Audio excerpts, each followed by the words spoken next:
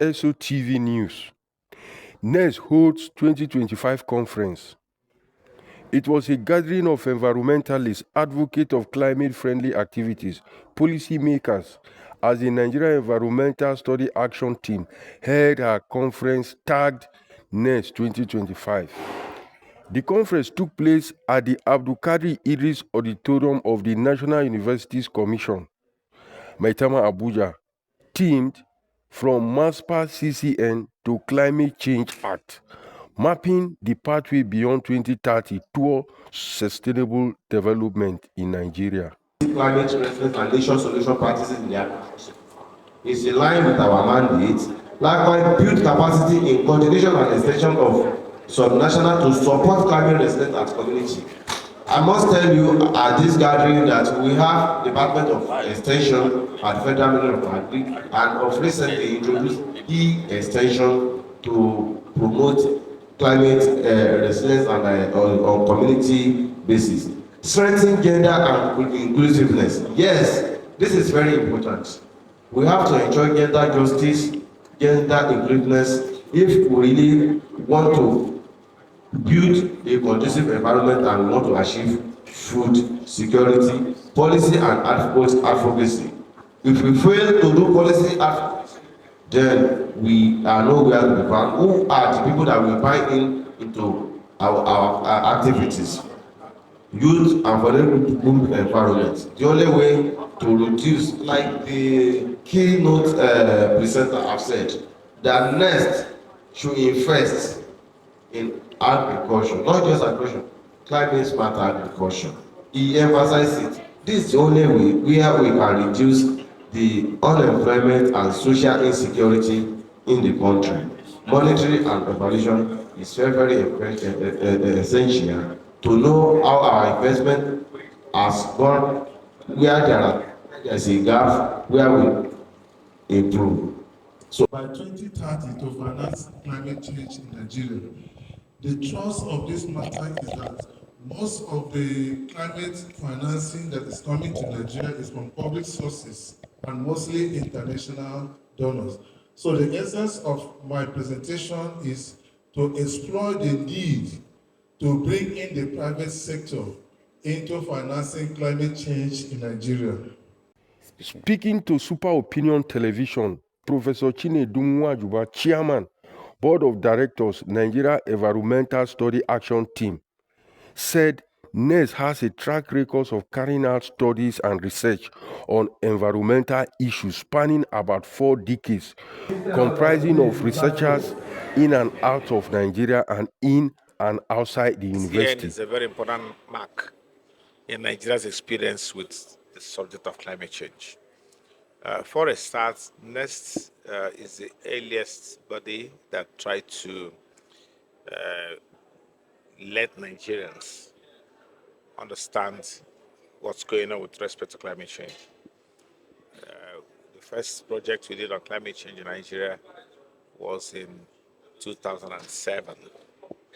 That's some time now. Eventually, we went on to execute a project, major one, called the Building Nigeria's Response to Climate Change. It was funded by the Canadian government.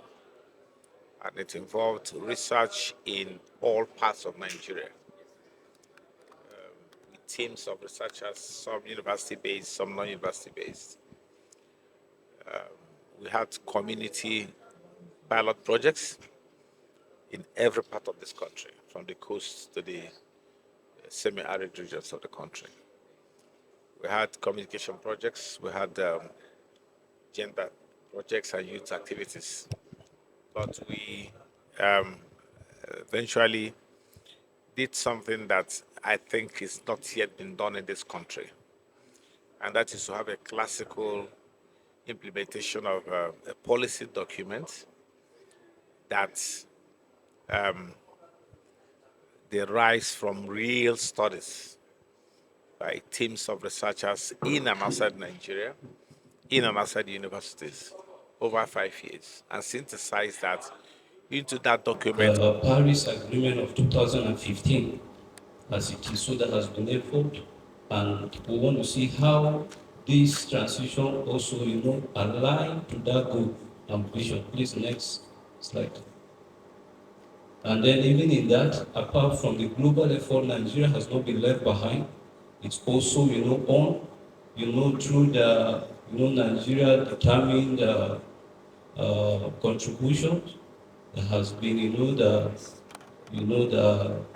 mobilized in 2020, in 2020. The Ministry of Environment or Climate Change, even for Ministry of Petroleum Resources, all the others, they are together and made up that institutional quality which we use, because we couldn't find the variable related to just Ministry of Environment alone. Climate change is affecting everybody in the country. Today, farmers are not doing well because of the climate. The fishers and riverbanks are not doing well because of climate change. Climate change has brought in disease and all that, not so many things. For organizing this conference, it is very relevant because we need to know the causes of climate change. Which generators we are using in our houses, the fire we are burning or trees we are burning, we have significant effects on climate change and even our human health. And so doing this conference at this time is very apt. And it's important that by next time they're doing it, let it be well published so that people will come in from different countries and all that. Create a robust, awareness of the, advantages.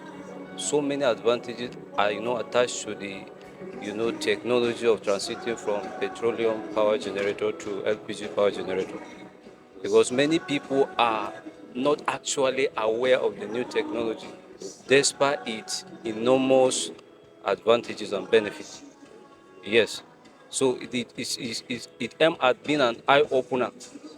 Yes, so that the people within the range of small and medium-scale, medium-sized businesses, SME, will be able to access those information and explore the technology.